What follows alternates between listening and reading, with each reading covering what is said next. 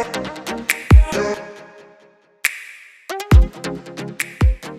writers, it's Casey, and today we're going to be talking about 5 things that you need to know before you become published. I'd say the first important thing is a cover design. Have you ever heard the phrase, never judge a book by its cover? Well, for readers, they're always judging you by the way that your book cover looks. If your cover is not enticing enough for them to open the page or do a flip, which is flip to the back of the book, then you're in big trouble. Your cover design needs to be detailed and also vibrant so it will be eye-catching to the person picking up your book. A book cover doesn't have to be super detailed and lay out every element in the interior of your book. It could actually be something simplistic. However, the font and boldness of the book cover has to be eye-catching. For example, if you created a romance novel, then the cover doesn't always necessarily have to be pink and white or have roses and people kissing. It could simply be like a pink and black bold lettering or font. You can even select one element from your book to put on your cover. For example, it could be a keychain or a clock or something that is significant to the character. It's best practice to get a graphic designer so that you can work together to develop your cover. Please take caution. With doing a cheap book cover, it looks exactly that, cheap. The best thing to do, or a more economical way, is there are graphic designers that actually sell their designs for a book cover. You can find them on the different sites that I've listed below this post. The second thing you want to do is get an editor. A professional editor can help your work get polished and clean prior to it being published. Something that editors generally edit for is grammar, structure, and context. If they cannot do any of these 3 things, then it's best that you choose someone else that 1, has been in the field for a long time, and 2, can edit it in all 3 categories. So what do I mean by a long time? Well, the editor that you select should be seasoned, meaning they should have been in their field for at least a good 10 years and have been in practice and can have a portfolio to show you of things that they've actually done. A good editor is not going to be cheap. They're actually going to be on the pricey side.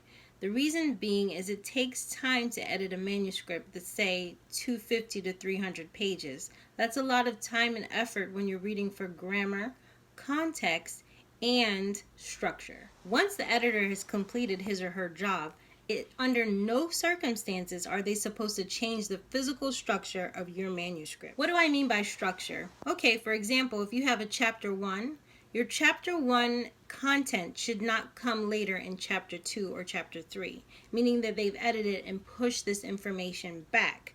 That kind of ruins the flow of your entire story. So that's what I mean by structure.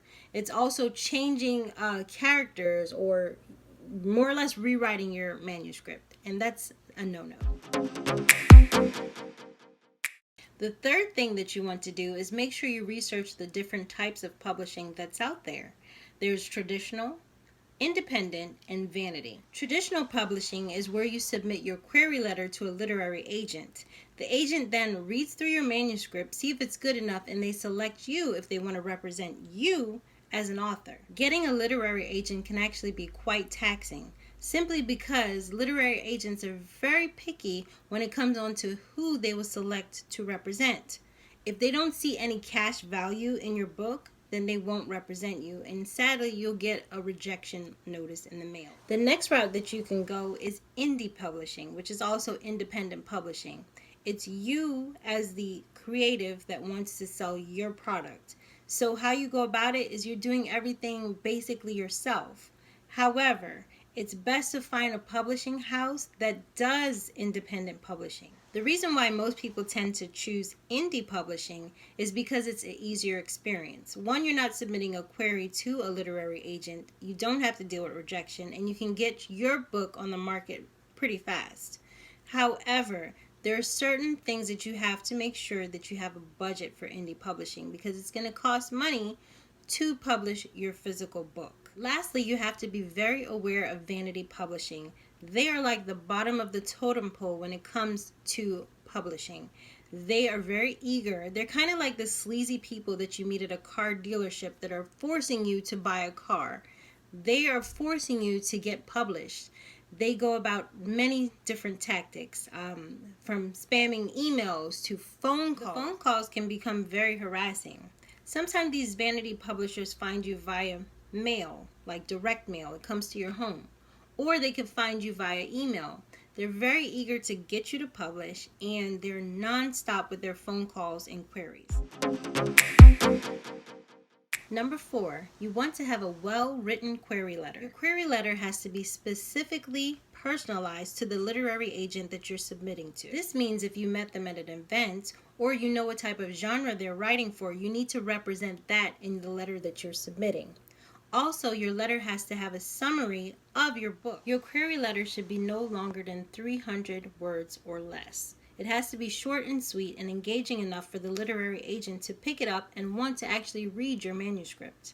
I'll be sure to do a video on how to write a query letter when you're ready. And lastly, number 5. If you want to sell your book online, it's best to go with the top hitters that are Amazon and Barnes & Noble. They not only have online influence, but they also have stores. You want to start promoting your book at least 1 year out, simply because nobody will know who you are when you put your book out there. Therefore, you have to start dropping interest crumbs, which are little crumbs to let people know that, hey, I'm coming out with a book next year and I'm going to be published. You want to definitely leave ticklers on Twitter, Facebook, and Instagram if you have those accounts for your social media. The next thing you want to do is set up a press release. That way people know what to expect. You can try advertisements via the newspaper. Yes, people still read the newspaper. You can also try visiting local schools, conventions, any place where people hang out. Another thing that you can use to your benefit is meetup.com. It's for people with common interests. If you have readers, for example, a reading group, then you could suggest to them, hey, my book is coming out next year and I need maybe a beta reader for my book. You also want to ask yourself, have you established a brand? Meaning these are colors associated with you as the author. You want to make sure the same colors that you use on your social media channels mimic that of your book cover, so when people spot them, they know exactly who you are and what you're representing. So say, for example, if you're writing a psychological thriller, your colors of your book are black, white, and gray. So those colors should definitely correlate to your social media channels and also specific to your genre. I hope you've enjoyed this video on 5 things that you need to know before you become published. If you can think of anything else, please leave it in the comments below. And thank you so much for joining me, and I'll see you next time. I'm 𝙗𝙚𝙧𝙚𝙀.